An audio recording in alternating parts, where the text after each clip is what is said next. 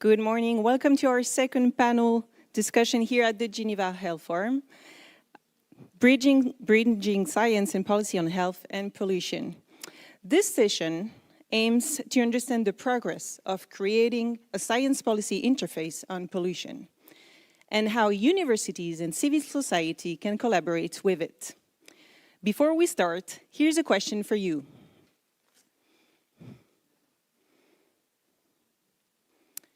How many countries were directly represented in developing the IPCC's sixth assessment report published in 2023? We're talking about the Intergovernmental Panel on Climate Change. Scan the QR code, choose your answer. You'll get a message on your phone telling you whether you got it right or wrong, and we'll give you the full results at the end of the session. Now, it's my pleasure to welcome our moderator for this session, Professor Suri Moon, co-director of the Global Health Center at the Graduate Institute in Geneva, an expert in global health governance. She specializes in equitable access to medicines and outbreak preparedness. Mrs. Moon, the floor is yours. Thank you very much. Good morning, good afternoon, good evening. It's my great pleasure to be here with all of you. As you will have heard from the kind introduction, it's a great honor for me to be here. I am certainly not an expert on environment and health, but this is an issue that is really rising on the agenda. I think it's one where the health community is poised and needs to really place much more emphasis and attention. And so I'm very delighted that we have a full day dedicated to this theme. And in this panel, we will be focusing on one element, which is a big governance question that I think is relevant across health and environment. It has come to the fore because of some recent policy developments, and that issue is, of course, chemicals, waste, and pollution. We have an increasing understanding of the health implications of chemicals, waste, and pollution, and recently an effort to create a new science policy panel at the intergovernmental level, and the final discussions on that will be taking place in just a few weeks here in Geneva. What we hope are the final discussions, I should say. Today we have three excellent panelists who will help us explore both the broad health implications of chemicals, waste, and pollution, the proposal indeed to develop this new science policy panel, some of the challenges and opportunities the panel will face, and a broader exploration around some of the governance questions that are involved. So I'm very delighted now to invite up to the stage our three panelists. I'll introduce them each in turn. First we have Richard Fuller, who leads the Global Alliance on Health and Pollution. He has decades of experience working on the intersection of health and environment, including as the founder of Pure Earth in 1999, as the co-chair of the Lancet Commission on Pollution and Health, which also published an update recently in 2022. He has collaborated with a number of academic institutions, UN organizations, and recently received the Medal of Order of Australia in recognition of his accomplishments. Welcome, Richard. Next, we have Océane Dyer, who is with the Swiss Federal Office for the Environment, where she's a senior policy advisor, has been following very closely the work on the establishment of a science policy panel, an important priority for Switzerland, as we'll hear from her. She also has a long career working on environment and health issues, including previous work in the civil society sector, and one of her previous roles was as a founder of Swiss Youth for Climate in 2015, and she was also at the World Wildlife Fund in Switzerland. She has joined the Federal Office for the Environment just recently, in fact, at the beginning of 2024. Last but not least, we have Jacqueline Alvarez from the UN Environment Program. She's the chief of the Chemicals and Health Branch. Again, decades of experience working on issues at the intersection of chemicals, health, and environment. She was the regional director of the Coordination Center for the Stockholm and Basel Conventions, I should say, a long experience working in the region of the Americas, and I think will also be helping us indeed to understand some of the opportunities and challenges around the science policy interface. What we will be doing in this panel, the format that we'll use, is I'll begin posing a brief question to each of our three panelists, and then maybe a couple follow-up questions. We will move quite quickly to the audience for an interactive discussion.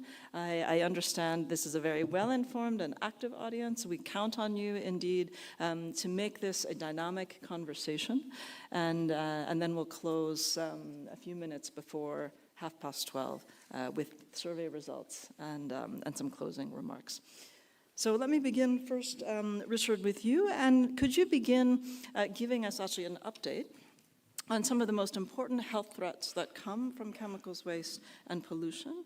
How has the science been evolving, and how well is that science actually reflected in policy? Thank you. Thank you very much, and thank you all for inviting me here. I'm thrilled to be here and update you all on some of the latest science in this particular area. For those who don't know, the Global Alliance on Health and Pollution, it's an international collaborative, about 70 members, ministries of health and ministries of environment all around the world, who are focusing on public health and pollution in their own countries. And we do this through a process where we look at the key priorities, country by country, of what's causing the most damage within that particular country, and then help them through that process.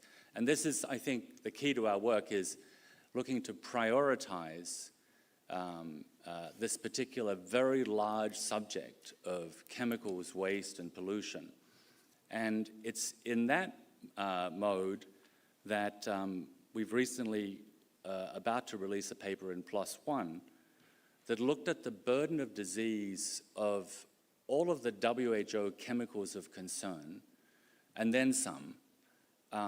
And so we looked at it from a structured expert judgment perspective, because a lot of the data is not available in IHME yet. And the results were really interesting. There was one chemical issue that caused millions of deaths, and then 4 issues that caused some hundreds of thousands of deaths, and then the rest of them were really quite trivial, quite small, hundreds of deaths or perhaps thousands of deaths overall. And the one that caused the majority of deaths was our old friend lead. And lead's a historic problem that goes back thousands of years in our history. I found out that Beethoven had lead poisoning, and that caused him to go deaf. They've been testing his hair just recently and found that he has very high levels of lead poisoning from his hair. So the results in this paper found that lead is responsible for about 1.5 to 2 million premature deaths a year. And since that paper came out, there's been another paper done by World Bank that finds that if you add up the atherosclerosis component of lead's impact, that number actually rises to 5 million premature deaths a year. So at these numbers, we're talking about something that, from a cardiovascular risk perspective, puts lead at right at the top of risk factors for cardiovascular death. So whether the number is 2 million or 5 million or whatever, we're talking about something of extraordinary impact globally from lead exposure. And I can tell you that the lead problem, it's no longer gasoline, and it's less so paint than we thought. It turns out to be all sorts of other things that are going on in low and middle income countries, including pots and pans and things like turmeric being adulterated, but we needn't get into that too much. Aside from lead, which is that dominant chemical issue, the 4 that are significant, who also cause hundreds of thousands of premature deaths and equivalent numbers of DALYs: asbestos, highly hazardous pesticides, arsenic, and chromium. Now, the ones that are less impactful, that the expert group found to be much less, are things like dioxins, phthalates, brominated flame retardants, PFAS, endocrine disruptors, PCBs, PAHs, and the like. And they are simply the noisier part of the agenda, but not necessarily the impactful part of the agenda. And I think this is something that we really need to be thinking of when we're looking at this broad chemicals and pollution agenda. Why and shouldn't we be focusing on things that have the most impact, not just the ones that make the most noise? So we're at this interesting point within the evolution of environmental health, where something that has the potential to be as important as IPCC has to climate change is in its creation phase. And I think what we ought to be doing is making sure that we direct the identity of that group to be working on things that are actually causing the most amount of harm in the world. And that's a key focus of our work as time goes on, as the process moves forward. But I thank you very much for having me here and looking forward to more questions. Thanks very much, and thanks for finishing right on time. I should have warned my speakers, as their time limit approaches, I will start wandering towards you so that you have a good sense of time. Ocean, let me turn to you next. So Richard already, in fact, flagged the IPCC as an important example of how science can be translated more effectively to policymaking for climate. Why has Switzerland supported the creation of a science policy panel on chemicals, waste, and pollution? Could you give us a bit of a history of this idea? And what difference do you think it could make? So thank you very much also for the invitation. I'm very happy to discuss this extremely important policy topic with you. And yeah, chemicals and waste management in general is a very large field. Many substances crosses borders and economies, and that's actually why they need to be tackled and looked at the international level. And for several decades, the international community has started addressing this issue. And that's a little bit with this concern and this work that the International Cluster on Chemicals and Waste was born. And it evolved over time here in Geneva. Mostly, we have the Basel and the Rotterdam and the Stockholm Convention. We have the Minamata Convention, as well as the UNEP Chemicals and Health branches, the WHO, the former SAICHEM that became now the Global Framework on Chemicals. The Secretariat is here. So we have this amount of different instruments working cross sectors. Some are conventions, some are networks. And so we started to have this cluster doing its work, but, and of course the convention themselves, they have scientific bodies, but the work that this scientific body do are limited because, of course, the convention has a scope and has a clear mandate, which also, of course, translates on the scientific work that is being done within this frame. And with the current situation of a lot of new hazard chemicals coming on the market, with the mixture of substances and the result of those mixture, as well as the increase in hazardous waste, it cannot always be systematically identified and addressed. So what has been in place in the field of climate change with the IPCC, in the field of biodiversity and ecosystem services with the IPBES, and it has been proven very useful in the policy discussion, is really lacking in the area of chemicals and waste. And this is why Switzerland has playing this supportive role from the start to establish a science policy panel on chemicals, waste and pollution prevention. And to understand the shape of this future instrument, it's worth recalling where we have come from. And governments took a clear decision with Resolution 5.8 of the United Nations Environmental Assembly, UNEA, and they decided to establish an independent intergovernmental panel that delivers policy-relevant scientific evidence without being policy perspective. So this is the frame within governments are now negotiating this new instrument. And I believe it's important to emphasize here the intergovernmental aspect of it, because it's a very important point. The panel and its work will be much more than just producing reports and producing scientific papers.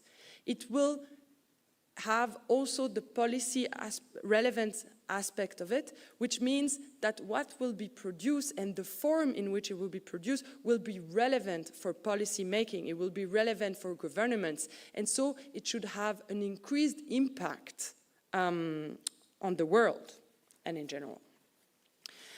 This is also why in 2 weeks from now in Geneva, there will be the last round of negotiation for this new instrument, and governments need to ensure that this new panel has a good governance and has good functioning processes. Because if the basis is solid, the work of the panel will also thrive. And we don't need to reinvent completely the wheel. It has been said, science policy panels exist. There is the IPCC for climate change, there is IPBES for biodiversity and ecosystem services, and we could use properties and wording of those panels to make a solid base for the new one.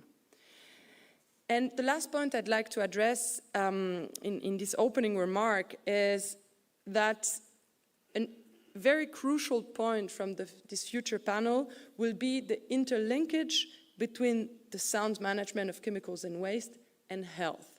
It is not an environmental panel.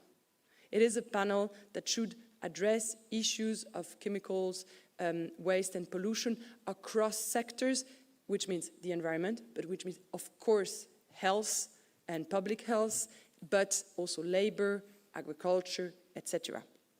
And we believe that a panel that aims to strengthen the link between science and policy must be able to rely on technical, political, and organizational expertise of the main institutions that are relevant for the issue. And that's also why we believe that the panel needs technical and administrative support from the United Nations Environmental Programme on one side, but also from the World Health Organization on the other. So to sum up, the UNEA resolution on establish the panel gives us the frame.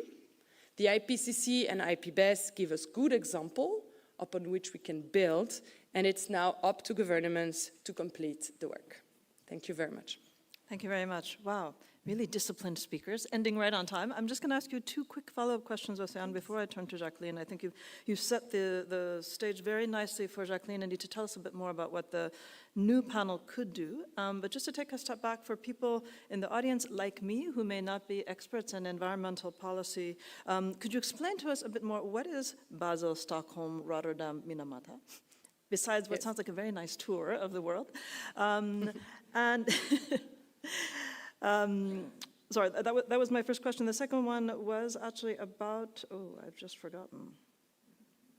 Because I'm so baffled. No, let me come back to you, but if you could clarify that for us, and I'll come back to my second question. Oh yes, now I remember, sorry. You mentioned that the proposal for the new intergovernmental panel is that it will not make policy prescriptions. Is that correct? Mm-hmm. Maybe you could tell us a bit more, what does that mean and why is that an important part of the proposal on the table? Mm-hmm. Yes, so what I wanted to touch upon while naming all those cities is that in Geneva we have the Secretariat of different instruments that work together and that create together this international cluster around the chemicals and waste issues. So the Basel Convention is a convention that look at the transfer of hazardous waste, the transboundary movement of hazardous waste. We have the Rotterdam Convention, who looks at information between countries when chemicals are being sold and exported and imported. And the Stockholm Convention looks at the persistent organic pollutants and at the way to phase them out. So those are 3, and then we have the Minamata Convention, which looks at mercury and phasing out mercury use. So those are the 4 big conventions that touch upon our topic here and that are forming different instruments for the international community to tackle some of these issues. And then there is also the Global Framework on Chemicals, and this is a global initiative cross sectors, which means the civil society is part of it, but also the industry, which has as an objective to have a framework to move towards sound management of chemicals and waste together across sectors. Great. And your second question, why no policy prescriptive? Exactly. So basically, I mean, we can take the IPCC as a good example to understand. What does the IPCC? They do assessment reports, they look at the existing science, and they put it and gather it in a form that is accessible and useful for policy making. And this is exactly what we are looking at here, is to use existing science, to gather it, to streamline it, to prioritize some aspect of it, and put them in a form that is useful for policy making. So basically, it's not telling governments what they have to do, it's showing them evidence and possible instrument in a way to address this. But then there is no implementation on the ground, it's not a convention. It's really up to the government to use this information in a way that move us all toward a better and sound management of chemicals and waste. Okay, thanks very much. I'd like to come back to that theme maybe in a follow-up round, but let me turn now to Jacqueline Alvarez. So indeed, if governments do agree in a few weeks' time to create a science policy panel, what do you think should be its focus and priorities, given there's a very wide range of issues we just heard from Richard, the wide range of potential issues it could be asked to tackle. And in your experience, you've been working at the intersection of health and environment for many, many years. Is it easy for scientific evidence to inform policy? Does that happen easily and automatically? Tell us about some of your previous experiences, perhaps. Thank you. Good day. Oops. Yes, it's working. Good day to all, and thank you for the question. And the quick answer is, if it were easy, somebody else could have done it already. So it's not easy, for sure. And maybe I have a first question to the audience, as you put before as well. And can twins or triplets be born in a different day? And usually we tend to think that everything happens at the same moment in time. But in reality, as the former speakers have been saying, we have the IPCC for climate, we have the IPBES for biodiversity, and for chemicals and waste, we will have this science policy panel. And yes, June is going to be critical. The foundational document will be discussed, negotiated, and closed. But in reality, we will take the champagne February next year. That's when the real gabbling of the new panel will happen. And yes, it's intergovernmental per definition. It's a must to have health, but it's not only health and environment. As Ocean was saying, we need to bring others, and I will explain a little later why. There are a lot of challenges, and one of the most important challenges is having a narrow and common narrative. IPCC came with the 1.5 grade centigrades, then they said, no, maybe it's 2, and now we know that even with 1.2 might be complicated. So we need to have something that everybody can easily understand, and that's not easy. As scientist, and I can put my hat of science for a long time ago, it's challenging to explain to our brothers, sisters, to our children, what do we mean with this? So science is not easy to communicate unless we have very clear messages. In this agenda, in the chemicals, waste and pollution agenda, we have not reached that agreement. So Richard was starting to say some things, and usually when we try to translate, we translate to number of deaths. And we go more than 4 million people dying of AMR, antimicrobial resistance, coming from chemicals, bad use of pesticides, bad use of medicines per year. More than 4 million because of lead, and the lead is an interesting curve because instead of going down, it always goes up, unfortunately. We have more than 7 million related to air quality, more of 1 million related to cadmium, and I can keep on going and moving. And then I heard the Lancet report is telling us that climate is in the 5th priority this year will be of global threats. So we really need to bring this agenda in here as well, because we know and we have more knowledge. You ask priorities, focus. So I think that, as Ocean was saying, this panel is looking to do more than reports or assessments. It's really looking to interconnect agendas.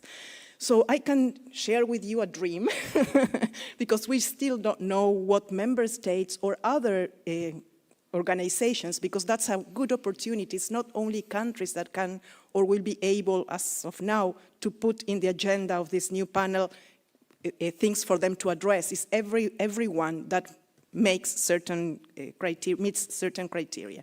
So if I were to dream, as I was saying, for me, a big issue is recycling, for example. Why? Because those are the questions that are not being asked. A country faces the problem of scavengers. The doctors faces the problems of children contaminated with lead. The municipalities or even the governments face the problem of not having business opportunities or jobs for the people that need to change and move from there. Not even talking about the pollution, how that land remains and stays. Technologies, do we have the technologies? Capacity building, social aspects. You know, used lead-acid batteries comes very close to my heart. 2 decades ago, in my country, children were identified with high levels of blood, of lead in their blood. So all the analysis, this, that, blah, blah, it must be the pipes, it must be the gasoline, it must be, well, at the end, it was the recycling of used lead-acid batteries. Why? Because socially, it's fun to do that, sitting in your living room, melting that, putting the acid one place, the plastic the other, just doing and playing also with the lead, and then children around, grandpa, mother, dog, cat, everybody in that place. When you want to change that social dynamics, you cannot imagine how hard it is. So if a panel were to address things, it should address in a comprehensive, integrated manner topics. It's not only an assessment of lead. We have enough about that. We need to continue. I'm not saying we don't need to continue, but the panel should be answering big questions. So what does the panel need to have teeth? And that's part of the language that we use in UNEP a lot. It really needs to talk to people. It needs to talk to decision makers and policy. If you look at the IPCC report of the IPBES reports, they don't die after they are published. They keep on being alive for many weeks, months, years after. Why? Because they found a way to really communicate that. So in this panel, social scientists are a must, as well as doctors, as well as finance people, people with the lens of jobs. And if we manage to get that, then SDGs are closer to be a reality. Thank you. Thank you very much. And again, a very disciplined speaker. You're making my job easier as moderator. You mentioned a few things, Jacqueline, that I wanted to pick up on. For example, technology, capacity building, knowledge and understanding. And these all to me sound like measures to try to address, not just understand the links between chemicals, waste, and pollution and health, but also to address them. So either policies or solutions. And yet what I understood earlier is that this is not something that the panel should be studying. Do we not need science and evidence also on solutions and policies?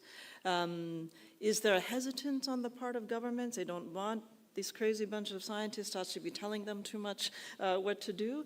I'm going to leave this open for the three of you to consider, but I think maybe Richard, I'll turn to you to respond to that. And then there are two other themes I'd like to raise in the follow-up round, which is about the role of industry and the appropriate role of WHO. But before we turn to that, let me just say two things to our participants today. One is that I should have flagged earlier, as you may have seen in the program, we do not have, unfortunately, our fourth panelist, Professor Nana Ama-Brown-Klutze, due to travel complications, so we're missing, in fact, the perspective from the IPCC. She is one of the vice chairs of Working Group 1, or vice chair of Working Group 1 of the IPCC, so I do ask my my panelists, as well as a number of you in the room who may know IPCC very well, indeed, to please help us fill in some of the blanks we might have in our own understanding of how IPCC has functioned and not functioned, what it has done and not done. And I think you've already begun to do that, but just to explain to everyone else in the room. And the second thing I wanted to flag is indeed, after this round of questions on solutions, industry, WHO, I will turn immediately to you, so I hope that you will all be ready to pose your questions and share your reflections. So Richard, it looks like you're ready to jump in on this question around solutions. Please. Yeah, thank you very much. In our work in GAP, working with countries who see issue with pollution problems, the problem becomes very granular, very, very quickly. And when you start to look at what is of concern for governments and for local agencies, it becomes this particular riverbank where something got dumped, or this problem in agriculture where there seems to be a lot of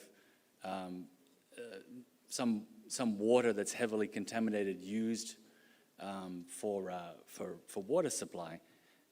So you can quickly kind of move away from the broad high-level idea behind the SPP and drop rapidly into what's the technical outcome for that particular kind of issue. And very often they become things that are quite repetitive place to place. Jacqueline talked about lead-acid batteries. That's the car battery. You know, these big, heavy things, they weigh about 20 kilograms. And they're made of lead. They're basically the main use of lead in the world. About 90% of lead is in car batteries. And they are recycled very, very well in high-income countries. But in poorer countries, more often than not, they're recycled in people's backyards or living rooms, and the lead spreads everywhere and it poisons the whole community. So those problems show up time and time and time again. So one way that the SPP could move forward, and I honestly don't know how one advocates to have this be included, would be that there be a basket of successes and failures in the intervention space that be made available as part of the assessments that go on. And I think the failures also are very, very important, so that a government then who is curious, who identifies something specific, says it's a priority, my people are screaming about this, let's do something, has a body of work that they can turn to, that they can see what has worked and what hasn't worked. That would be fabulous if we could do that. Okay, thanks very much. Do either Oceana or Jacqueline want to come in on this point?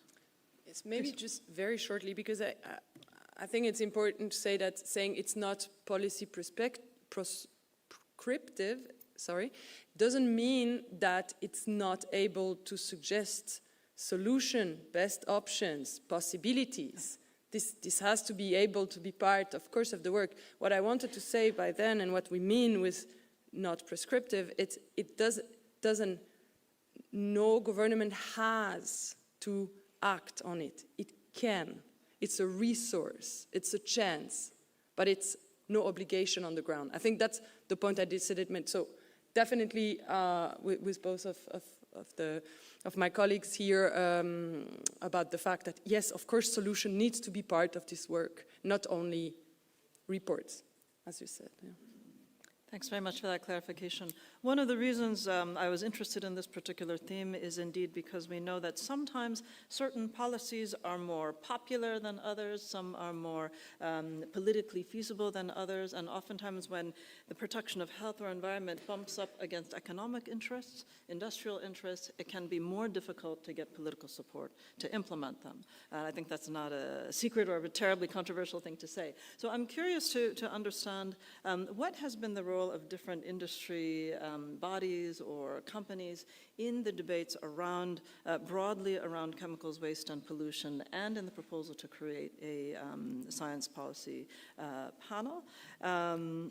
Oftentimes we see industry as well as science actually moves much, much faster than policy. Policy often lags many, many years actually behind faster moving actors. So if you could tell us a little bit about how industry has been playing a role, and are there, in what ways can science address what are often uncertainties, right? Environment and health, oftentimes the causal link between, let's say, a chemical in the soil or in the water and the air and a health effect, that causal link is not always very robust or obvious at first, and it takes time to build up that evidence base. And what we've seen, for example, in tobacco or in other areas, is that sometimes that uncertainty, that scientific uncertainty, can stall action, right? It can actually impede policymakers from taking action, and that sometimes industry can in fact exploit that uncertainty to delay action. And I'm not saying that's necessarily the case in this area, because it's really not my area of expertise, but I am really curious to hear your reflections on the role industry has been playing. So who would like to tackle this one? Jacqueline, please. So I think that our understanding of dynamics in panels and in groups has evolved over the years. So what we have been identifying strongly is that we cannot work if it is not in a multi-sectoral or multi-stakeholder platforms. Because as I was mentioning, we need social scientists, but we also need technologies. We need solutions. We need, and I'll bring the example of maybe, again, antimicrobial resistance. We need industry to help develop vaccines. So the knowledge needs to come to a place where it can be accessible, but it can also be shared. So the spirit of this panel is not to stop knowledge from coming. But at the end, as Ocean was saying, there are certain measures that it will be up to the governments to uptake or not to uptake. So discussions, because they are the ones taking care of their people, taking care of their environment, taking care of their social and economic situation. So that's where the end work, the end of the discussion comes in, which is governments. But for governments to make informed decisions, all information coming from the different aspects are needed. We can dream of many things, but if the technology is not there, it will not happen. If the finance is not there, it will not happen. Again, if the social behaviors are not changed, and I am going to sustainable consumption and production patterns that maybe in the world of WHO or other organization goes more into the prudent use aspects of the word, and there is where common understanding of the terminology is also so important. We will not be able to make it. We will progress in one area, but then, as you were saying, somebody will say, but by the way, that is not technically possible, and then it will stop. So the moment to discuss is the moment where those issues are being put in the agenda and asking the panel the right question, because the panel will answer the question that they are being asked. So when defining and deciding what do you want them to help you with, countries and others will need to really be critical and self-conscious of the question they are putting forward. Thank you. Richard Ocean, do you want to come in on the industry point? Just to note that historically there have been a lot of difficulties with corporate interests in this particular field, and there's been some really terrible things that have gone on to avoid action, looking at things that obviously are viewed as being antithetical to their business interests. I think that one should never consider that the corporate interests have changed particularly, but there does seem to be a lot more interest in being involved productively in the conversation that's going on right now, and you can see that in how that's moving forward with the global framework and other areas. I think the end result needs to be that governance and governments need to look at all of the sides of things appropriately and be aware that where there might be self-interest, that some of that information needs to be carefully scrutinized. But I think it's in general beholden on us to make sure we do that. Thanks very much. Let me turn now then to my question about WHO and actually more broadly the health sector. Somebody who comes herself from the health community, as I was saying earlier in my introduction. My perception is that environmental health concerns have not been at the highest levels of priority. Perhaps this is changing. I think there are some signs of it changing. But I'm wondering, to what extent do you see, where are these issues, chemicals, waste, and pollution, on the health agenda? What is the appropriate role of the World Health Organization? I understand this push for a science policy panel really comes out of UNEP governance processes. Here we are during the World Health Assembly in Geneva, home of the World Health Organization. Is there something that the two agencies should be working on together, or where the health community should be mobilizing more? And I'm going to turn first to Jacqueline on this, and then see if Richard or Ocean would like to come in. Please. Yes, thank you very much. And again, quick answer is yes, health needs to be part of the discussions in this panel. Yes, it started with a United Nations Environment Assembly resolution, but with a recognition that WHO and health is a must. That's part of the foundation of the topic here. And as far as I have seen so far, nobody, no stakeholder, no sector have indicated that they don't want health to be addressed in this panel. That brings us to the other step, which is WHO. How does WHO play a role? So yes, it started with UNEA, but then WHO also picked it up last year. This year there was a proposal for the executive board in January, again, to see what could be the options for WHO to engage, and the options are a wide range. There are 6 in total. One is to really host or co-host secretariat with UNEP, and we are discussing that, how that can look like, and both our executive director, Inger Anderson from UNEP, and Dr. Tedros from WHO have sat together and said, we want this to happen. So, but of course, it's member states driven. So the UNEP side, the environment side, everybody has said yes. Now the opportunity is in the coming weeks with WHO for also the health ministers and the health voice of the world say yes to this. Other options include, for example, providing expertise, using of the networks, helping with certain assessments, but the most critical is to really having a joint exercise, to provide joint services for the Secretariat. That can make a huge, huge difference. Thank you. Thanks very much. I think Jacqueline said it really perfectly, and I just want to emphasize one point, and that is that there is this resolution on the establishment of the open-ended working group working toward the establishment of this SPP, of this panel.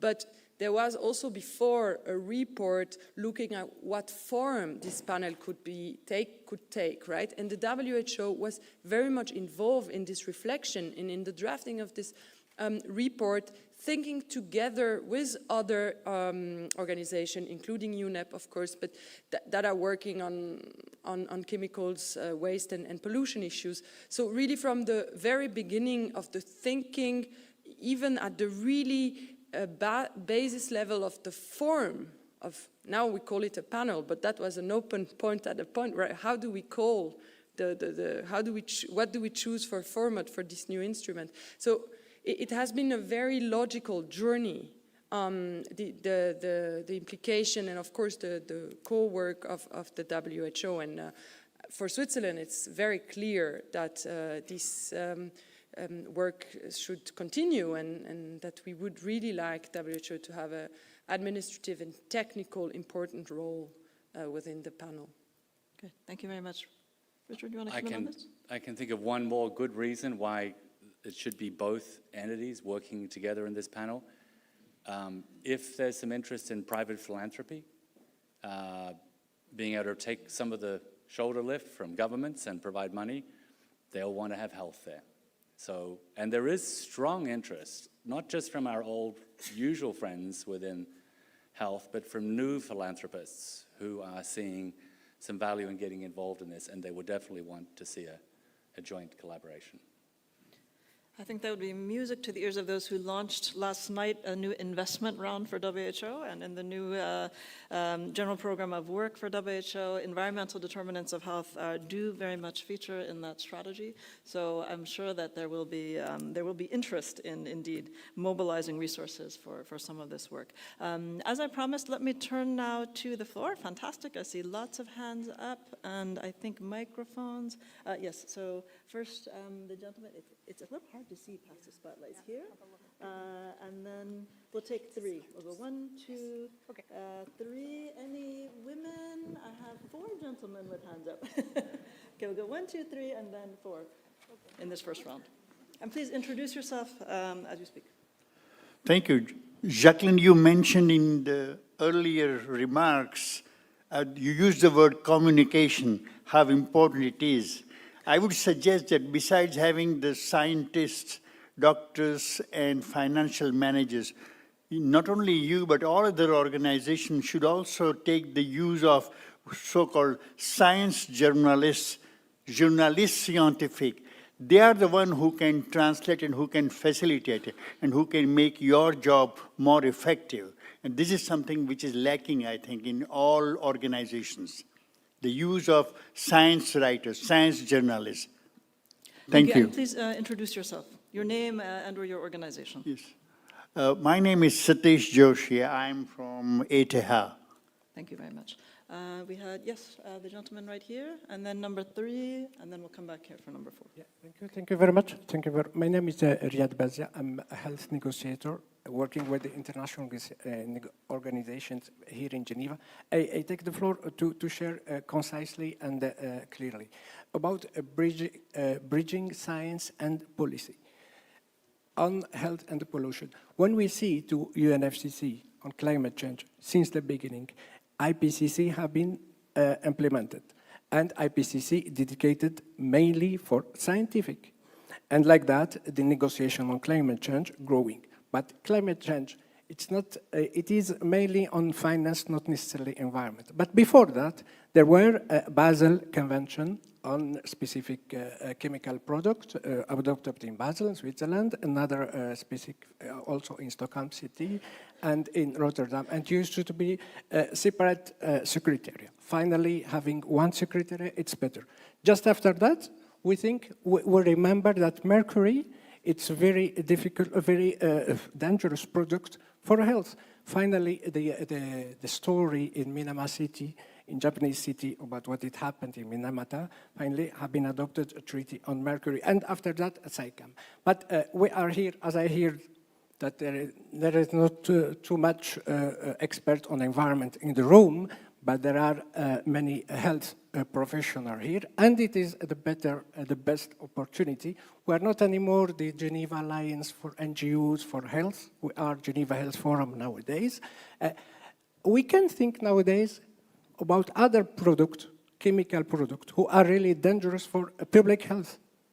And it is opportunity to raise that from this edition of Geneva Health Forum. Let me formulate the question.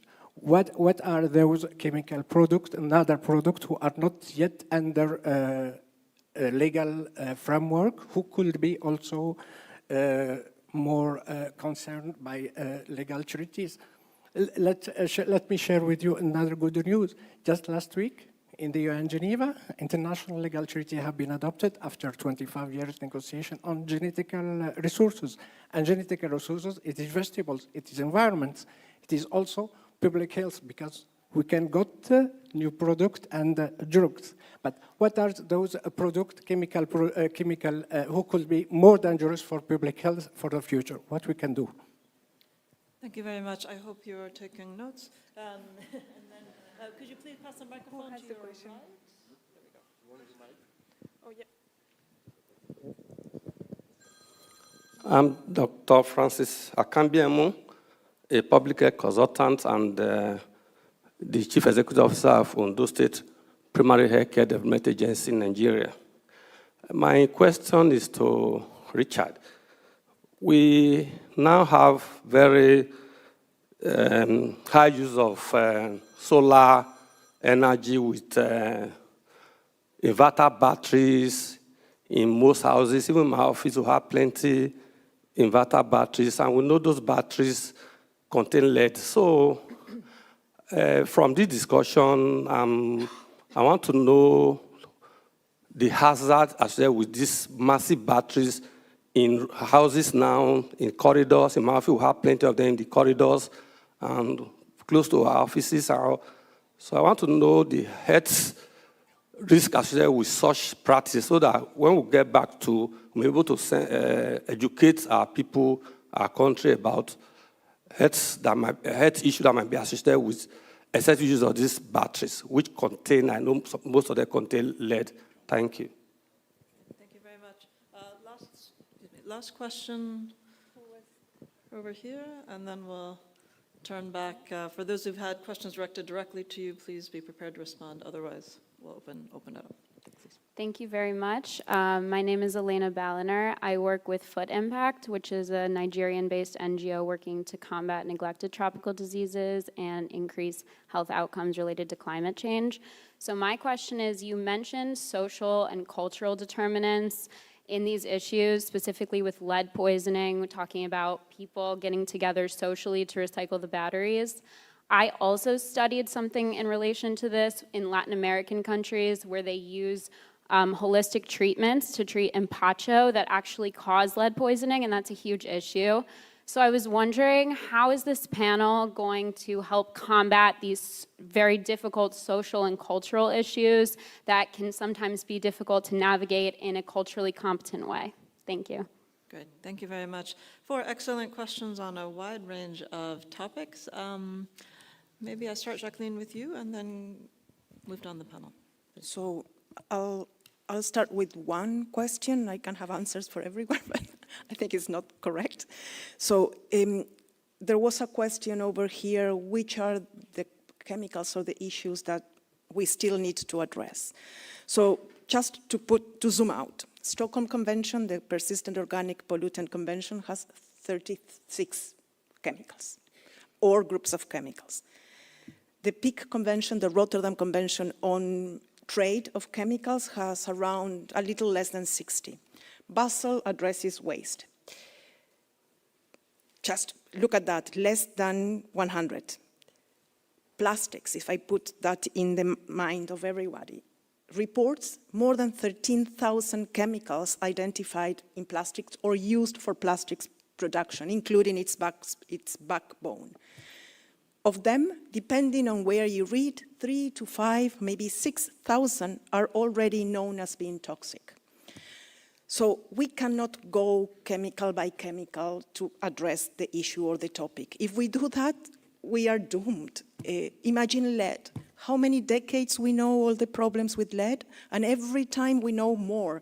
So I had a conversation with Richard 3 weeks ago, and he was again highlighting the new knowledge on lead and how it's related to cardiovascular problems. We usually thought lead is a problem of the children, the IQ, the progress, the jobs at the end. But it's a problem of everyone, very, very strongly. So what is the answer to this? And is getting priorities. So today, if you read articles on science, maybe 2 or 3 are big topics. One is EDCs, endocrine disrupting chemicals, that you find, you know, the BPA, the bisphenol A, which is an additive used in baby bottles. In some countries, it's banned, not yet everywhere, but endocrine disrupting chemicals, you know what it means, right? They are playing with your hormones, they are changing your body shape, they are changing your behavior, everything. And the other big group, which is a problem all over the place, and maybe it's one of the most critical chemicals ever made by men, is the PFAS. The fluorinated compounds, particularly because they are amazing because of their properties. It's a huge range of number of chemicals that have that. Some of them are already in the Stockholm, but not all.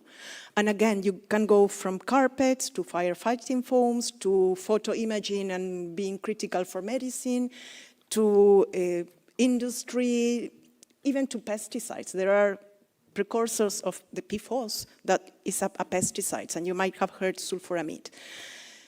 And the other big group is the highly hazardous pesticides. And I am putting them as a group, even though they have different chemical characteristics or properties, but all of them are very, very hazardous. So the panel has in front of it a huge amount of work. How to set up the priorities and how to ask the right questions will be critical. And this is where I was saying, not lead, when I was explaining an issue, and I was saying maybe recycling is the issue.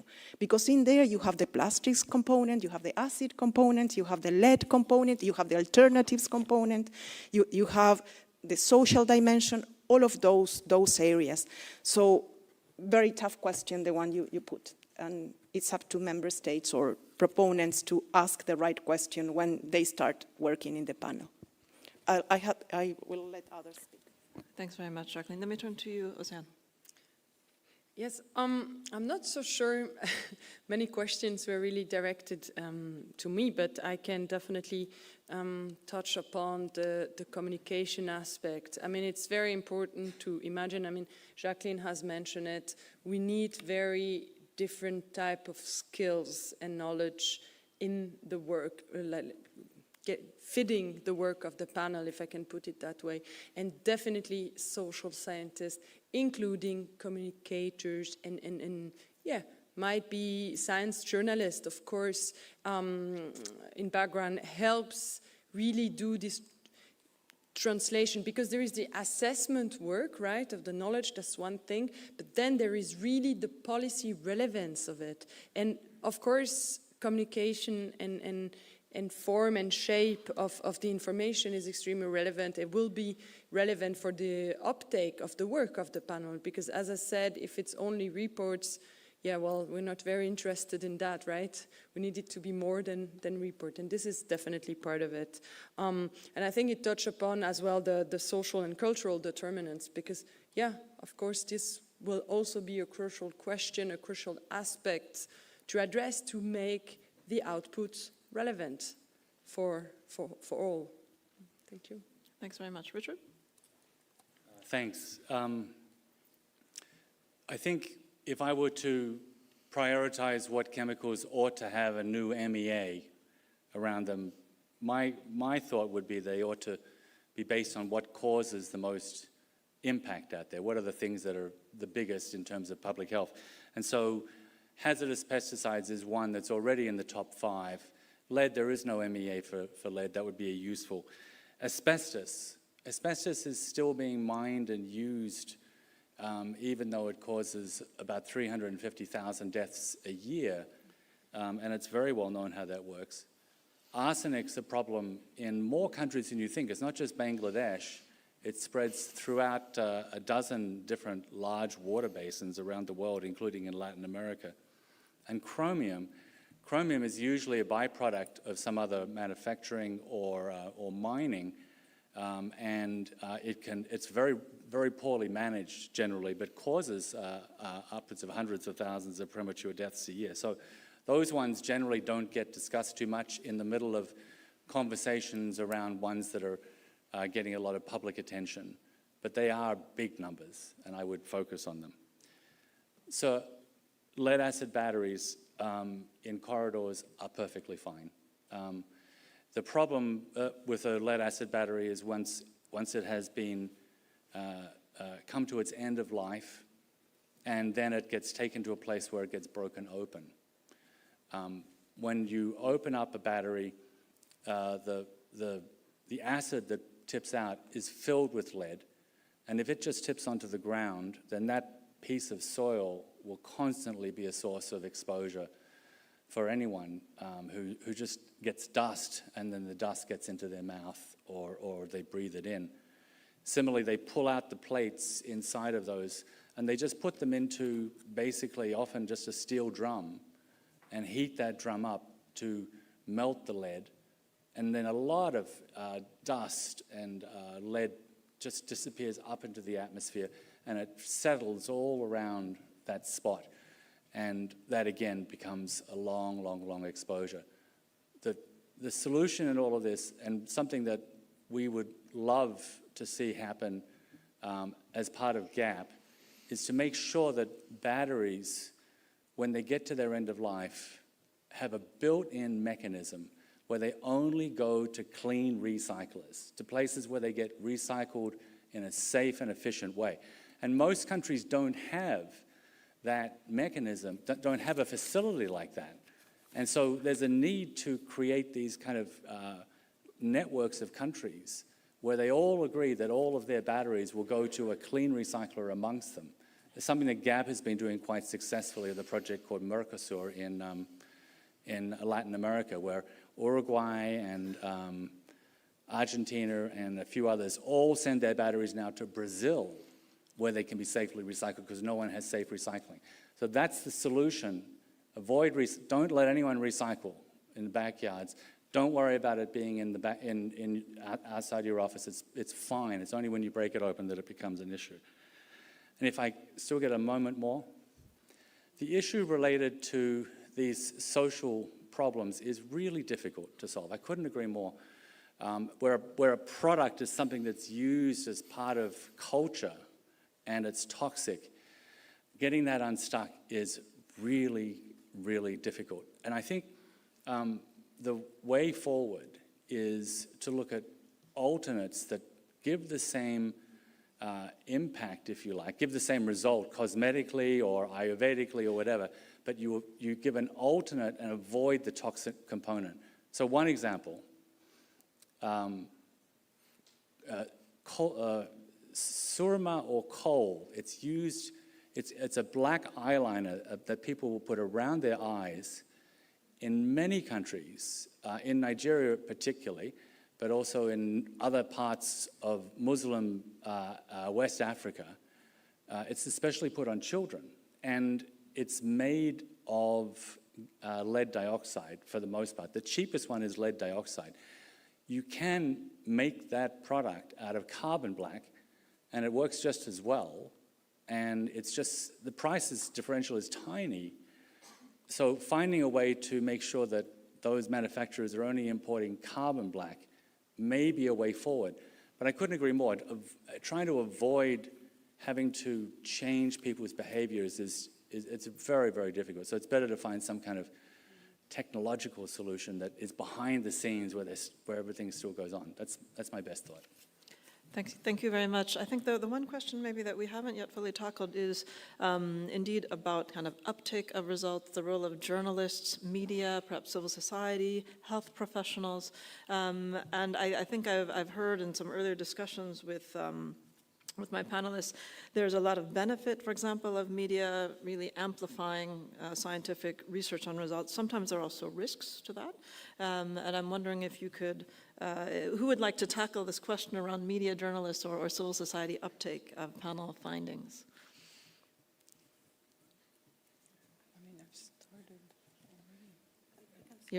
Jacqueline, please, and then I think, Oceane, you look like you want to jump in after. Yes, so I think Oceane already said some things in this regard, but it's really critical to have informed mediators or informed bridges. So media is one, but media has the two roles. One is really sharing results and information, and I am coming back to the Lancet that I mentioned before. Can you guess what is those of you that are following, you cannot say because you will be cheating, but the most important global threat to health being identified for this 2024 Lancet? No guess? Nobody? I was like shocked when I saw it, and I still don't know the answer of why. So artificial intelligence. So a big question. Why I'm saying this? Because we tend to use tools that are available for us without really having the knowledge and the background that we need. And I'm not saying journalists are the only ones doing that. Everybody, we all do that. We just put a question to ChatGPT and magically we get the answer. But those machines go to certain places that they are allowed to go. But the most important is to having this critical understanding of what the results are. Is this correct? Is this making sense? And that is where media cannot work in a standalone, isolated manner. And the panel is discussing a lot issues of capacity building. Some people or some member states or stakeholders discussing are looking at capacity building as enhancing laboratories' capacities, for example. But some are also thinking, how do I train, how do I make others aware that this is an issue and why it is an issue? And I'd like to go back to these cultural aspects because I think it's essential. So I will give two examples. One is mercury used for religious purposes. And when Minamata Convention a decade ago was being discussed, more than a decade ago, one of the requests of certain countries was to have an exemption for mercury being used for religious purposes. And the argument was the impact of using it for religious purposes is very, very low. Not that I agree, just telling you a fact. And the other one is, for example, the lightning creams, lightning for having the screen lighter. Most of them in the world have a mercury base as well. Can you imagine? You are putting it just there in your skin, everywhere, depending, because you want to change the way you look. So this brings a huge amount of work. We are working with the Caribbean and other small island development states, in particular because of this issue. And the change is not, it comes from the alternatives as well. If you have a different product to use, it can be used, but it also comes with the biases and the way society looks at us, at people. I don't think those are things that will change radically, and there is again where we need industry. We need alternatives to these things. If those things are available, they will be cheap, for sure. So Amazon and the whole retailer system that we have will put it at €1 for 10 boxes. Who will not buy it? Oh, you are silly because you're not buying it, but then you don't look. So it's very, very tough, and I wish to hear from the lady over there ideas on how to deal with this, because, yeah, and the do-it-yourself as well, using crayons for cosmetics. I don't know if you have children or not. I have 4 girls, so I have passed all these steps in my life, and oh, Mom, look, buy me crayons. I can get the purple I need or I want. Come on, you know? So, yeah, it also comes with us and how we understand the topics and how we tell our young people, because they will be our voice in school and in the future. Thank you. Thank you very much. Ocean. Yeah, I mean, I think I've emphasized already the aspect that communication and science communication must be a part of this panel, and yes, the aim of this panel is for its work to be, to be used and to be uptaken. So this will be crucial in order for it to have an impact. Yeah. Thank you, very clear. Let me turn to a quick second round of interventions from the floor. I saw, yes, okay, back there. All right, a little hard to see with the light. The microphone is, all the way. Okay, wonderful. Please, again, introduce yourself. Thank you. Casimiro Vizzini from the One Sustainable Health for All Foundation. I've heard a lot about the science communication, education, and I would like to ask, where is UNESCO? You know, there is a division working on that. It's the only UN agency with a mandate for science, specifically. And then where is the civil society? Where the link in intergovernmental organization is absolutely easier between governments and science, but without civil society, it stays in a bubble that is maybe not so effective. Thank you. Thank you very much. And then we have one more comment or question up here, up front.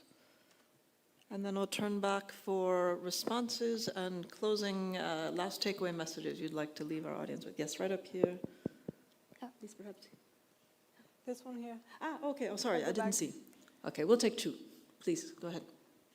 Hi, I'm Yushin Chen from Taiwan Dental Student Association. I would like to ask how, as a student, can we contribute to this cause, bridging science policy to health and pollution? Thank you. Okay, and then up here, thank you. Hi, I'm Aoife Kirk. I'm Clean Air Lead with World Economic Forum. Come from a very strong public health background, so very grateful to be here this morning. Thank you for asking the industry question. That was first on my list. My question is actually, a lot of my work is now focused on city policymakers. And I'm really curious about bridging that gap between the international level, and national level, which often moves much slower, as we know, to the city level, where, as we heard this morning, there are a lot of great news stories from certain cities that may not have the cleanest air. So we're not talking about Helsinki, Finland, but actually, for example, cities in China that have done a huge amount of work on policies and might not get there for the next 10 years, but that we can highlight and showcase those success stories. And bridging as well, Richard, what you're saying, I really like that toolkit case study approach, and how can we use IPCC as a tool to drive that forward?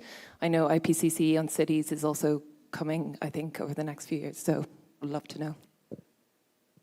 Thank you very much. Let me start actually, Richard, with you, and then responses to questions, comments, any final key messages you'd like to leave everyone with.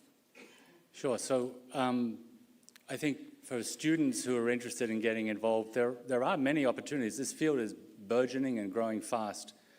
So, I think if you were attracted to public health and the toxics agenda, studying in this area will probably be very productive. And there's an awful lot of research that needs to be done in so many different areas here. So I really encourage it. The cities question is really interesting. I think, ambient air pollution has such an enormous impact, and the chemicals agenda has a similar one, yet hasn't really been addressed at that particular level. So I think it's something that also deserves to be thought through. A lot of the regulatory responses that would occur for large manufacturers happens at a national level. But the most toxic problems that occur in most cities, especially, and I mean mostly low and middle income countries where most of the toxic issues are, they're informal, or they're done by artisanal, or they're done by people who are doing batteries in their backyard, or making jewelry and using chromates and things like this. And that's very much a city's response.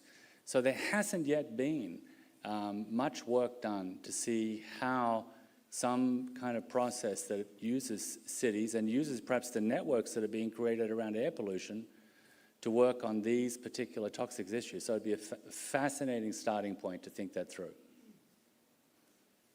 Thank you. Asian? Yes, maybe on the point of the inclusion of civil society in the work. So how civil society will be included within the SPP and its role around the SPP is partially still being negotiated. So this is an open point, actually, that will be also addressed during the last session of negotiation in June. The point that is open is also who can make requests to the panel, right? Who can make requests for some research, some project to be done by the panel. And there are actually a bit of two models on the ground, because IPCC for climate and IPBES for biodiversity and ecosystem services do not work exactly the same. So it will be up to governments in 2 weeks also to decide who can make requests to the panel for this research. And in general, this is just an example of how concrete the points are, the ones that are still open for the last round. But in general, of course, civil society has an extremely important role to play within the work, and with the work of the panel. On one side, there is the request part, inputs, what should the panel do, and on the other side there is of course the uptake of the work of the panel. And we know how it works, right? Of course, at the end the governments will decide, but the work of civil society, the advocacy work, the translation work also towards government, it's a crucial role that is played by civil society, and I'm sure it will also be one around this panel. And also touching upon the role of cities, definitely a very important role to play. We've seen it also in other environmental and health issues. And this will be the interesting part, because the panel will have different outcomes, different form of outcomes. It will be broad assessment, but there will also be horizon scanning, for example, trying to look at the elements coming to us in the near future. And this all will be very much relevant also for policy making at city level. And I'm pretty sure that the summaries for policymakers will be as relevant for cities or for national governments. And I guess, yeah, I would make a call even to city authorities to really plan to use it, because I'm sure this can have also a big impact. And in general, maybe as a closing point, Switzerland is very much looking forward for this last round of negotiation. We hope that governments together manage to have an ambitious and well-working and transparent intergovernmental instrument that will really help us move forward on this issue of the sound management of chemicals and waste for environmental protection, but really for human health protection as well. Thank you. Closing words from Jacqueline, and then we'll hear our poll results, please. So, co-creation, that's one of the concepts I would like all of you to keep in your mind when you go back home today.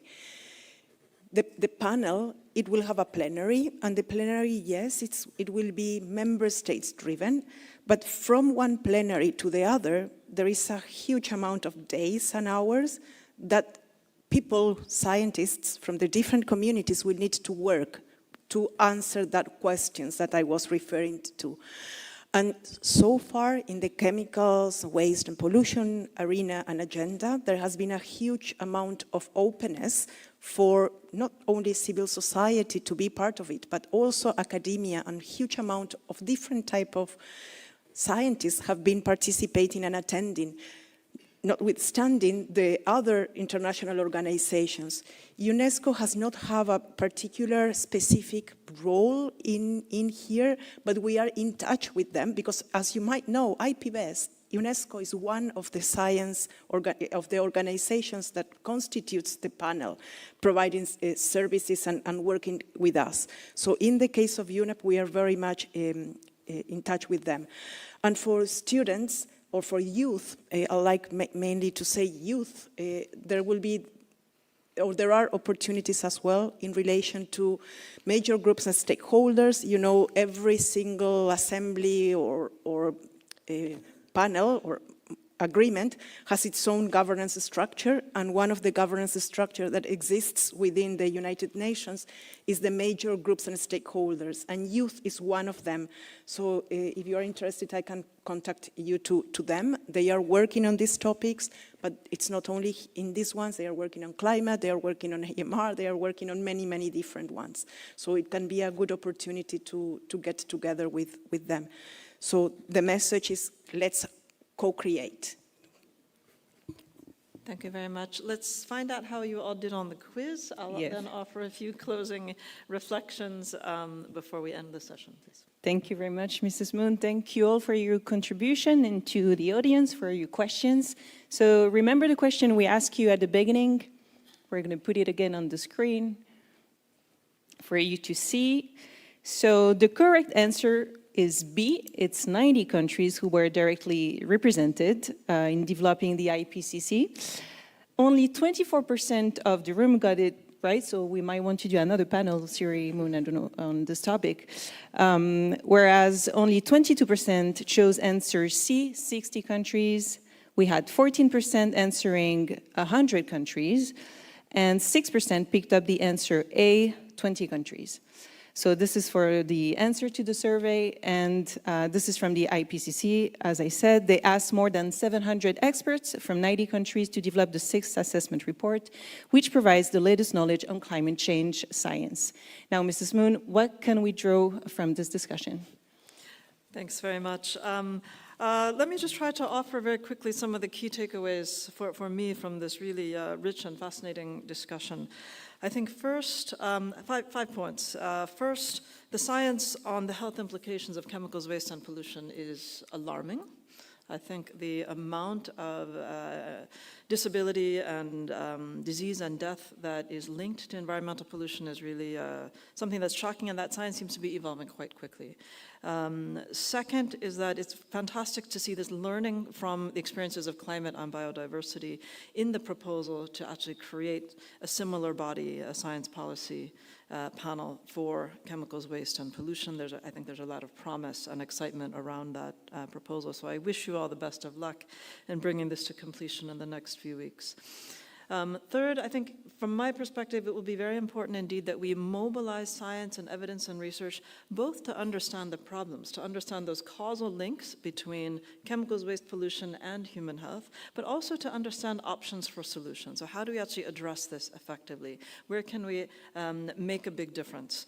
And I think some interesting examples we already did here today about feasible solutions. You know, can you just change the way that this coal is manufactured make a small step to make a big difference for kids and lead poisoning. Fourth, I'm really glad, Jacqueline, that you raised the issue of artificial intelligence. I think more broadly, the themes around disinformation, the inability or the challenges we all face in trying to understand what is actually true in this post-truth era is a huge challenge, and it actually underscores the importance of a science policy panel that will help us to understand, to provide an authoritative source of knowledge that can establish the truth in a sea of very confusing messages that we are constantly bombarded by. I think that will be more and more important as time goes on. Last but not least, I think what we heard a lot about was both the importance of widespread input, as we've seen with IPCC. 700 scientists, 90 countries will need widespread engagement and input into a new science policy panel, but also widespread uptake, whether that's civil society, whether it's media, whether it's health professionals, whether it's researchers, students, other academics. Ultimately, if we're going to make an impact on these really devastating health effects that we don't even yet fully understand, the uptake of the outputs of this panel will be extremely important. So I hope that many of you are in a position both to input and take away the results of this panel that we hope will be created soon. Please join me in thanking your fellow participants, the organizers, and last but not least, our excellent panelists for this exploration.